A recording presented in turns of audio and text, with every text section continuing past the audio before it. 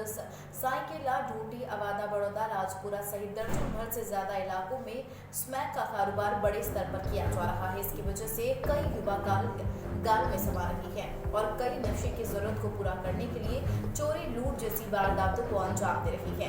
बता दें, पूर्व जिला अध्यक्ष डॉक्टर गोपालाचार्य ने गृह मंत्री नरोत्तम मिश्रा से मिलकर नशे के कारोबार पर अंकुश लगाने के लिए आवेदन किया है, लेकिन आज तक इन नशे के खिलाफ श्योपुर पुलिस के द्वारा अभी तक कोई भी कार्रवाई नहीं की गई है। साथ ही आपको बता दें, स्मैक तस्करों के हौसले लगातार बुलंद है। इससे श्योपुर जिले में अशांति भी लगातार बढ़ रही है। बढ़ते हुए स्मैक के कारोबार को लेकर आमजन से लेकर समाज से बेहद चिंतित है, लेकिन कई शिकायतों के बाद भी पुलिस महकमे के अधिकारी स्मैक बेचने वाले कारोबारों के खिलाफ अभी तक कोई भी कार्रवाई नहीं कर रही है। गौरतलब है कि जिले के सीमा से सटे राजस्थान, खतौली, सवाई माधोपुर और कोटा सहित अन्य शहरों में जिले में स्मैक की सप्लाई लगातार की जा रही है। आपको बता दें,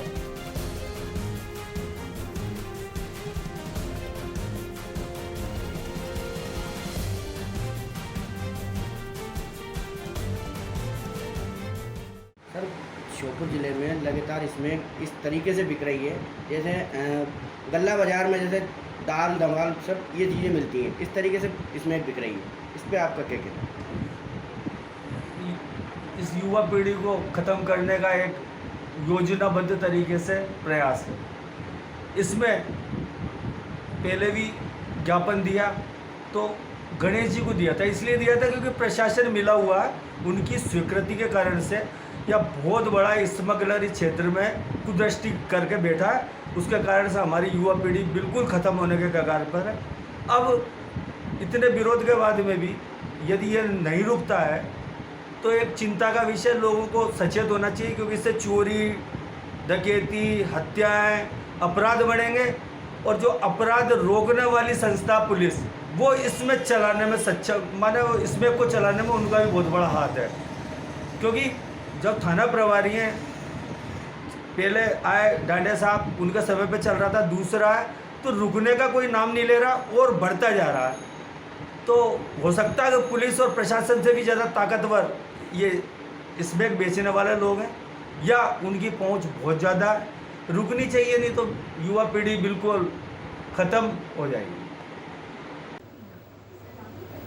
डॉक्टर साहब, आपने स्मैक के कारोबार पर प्रतिबंध के लिए गृह मंत्री साहब को भी फ़ोन मैसेज दिया है और आप स्वयं मिलकर आए हो, लेटर भी दिया है, किस तरह की कार्रवाई की गई है? हमारे श्योपुर ज़िले में स्मैक का कारोबार काफ़ी बढ़ने के बाद सामाजिक संस्थाओं ने स्मैक को भगाने के लिए, कारोबार बंद करने के लिए एक हमारी किन्नर बहनों के साथ हमारे पूर्व विधायक स्वर्गीय रमाशंकर भारद्वाज जी की पुण्यतिथि पर श्योपुर नगर में एक कार्यक्रम आयोजित किया और उस कार्यक्रम के तहत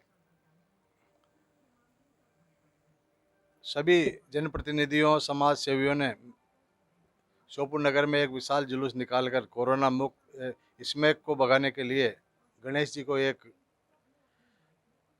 ज्ञापन के माध्यम से प्रशासन एवं शासन को सद्बुद्धि प्रदान करने के लिए स्मैक को हमारे श्योपुर ज़िले से मुक्त करने के लिए मांग की।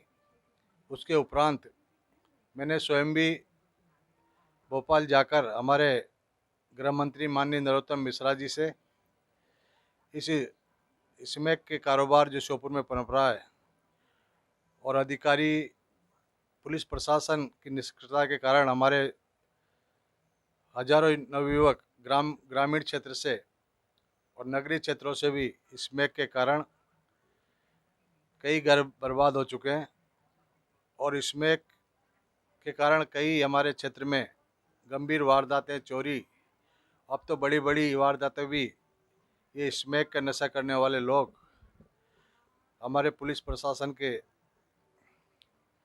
निष्क्रियता के कारण ये कारोबार बढ़ रहा है।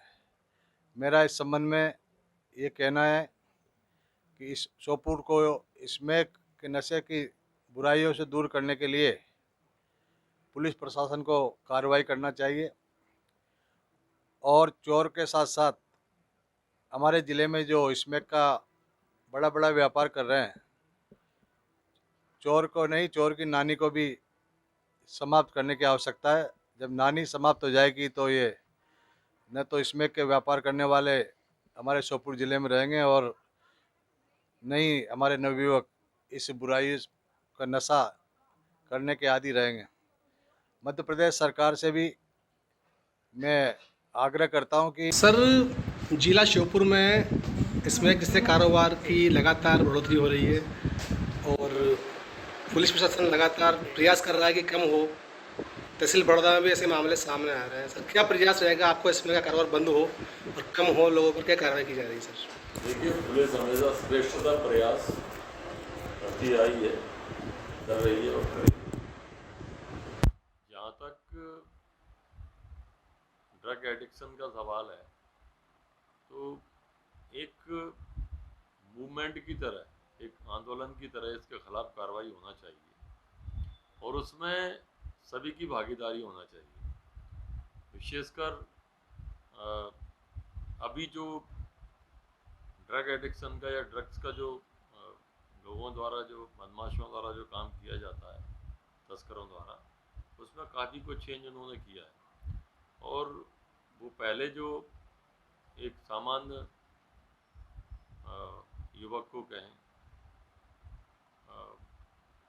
खुद फ्री ऑफ कॉस्ट नशा कराते हैं, उसके बाद धीरे धीरे वो इंस्ट्रूमेंट के रूप में उसका इस्तेमाल करते हैं और उसे लालच देकर कि तुझे भी पीने को मिल जाएगी, बाकी का अपना सप्लाई कराते हैं। तो ये चुनौती इस तरह से और बढ़ गई है। तो इसमें जो सबसे बड़ी जो अभी एक समस्या है वो ये है कि जो लोग ड्रग एडिक्ट हो गए वही ड्रग पेडलर बन गए।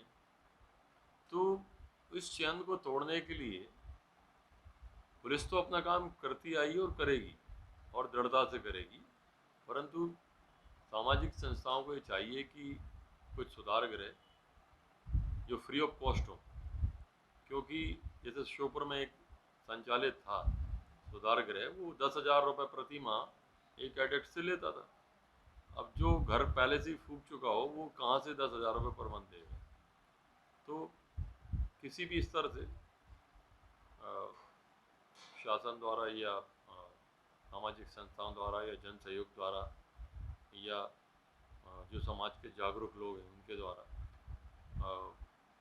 हर कहीं मिर्जापुर, बड़ौदा, श्योपुर या श्योपुर में ही अकेले बड़े स्तर पर इस तरह का एक संस्थान हो जिससे कि नए जो ड्रग एडिक्ट हैं वो ना हो और जो पुराने हैं वो पैडलिंग का काम ना कर सकें।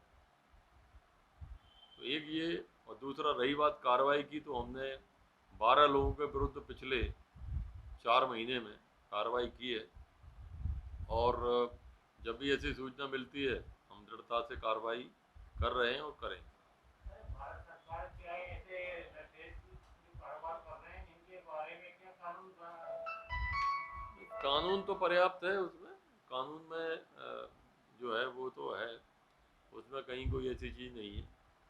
लेकिन जो मैंने आपको ज़मीनी स्तर पर जो बताया वो यही है कि उसमें जो ड्रग एडिक्ट है वो वास्तव में एक बीमार व्यक्ति है और फिर उसकी बीमारी का फ़ायदा जो है दूसरे लोग उठाते हैं और वो अपराध की तरफ सक्रिय हो जाता है। नशे का कारोबार देश को खोखला बनाने जा रहा है। बुलेटिन में फिलहाल इतना ही। और भी आप खबरों के लिए बने रहिए न्यूज़ 24/7 इंडिया के साथ। नमस्कार।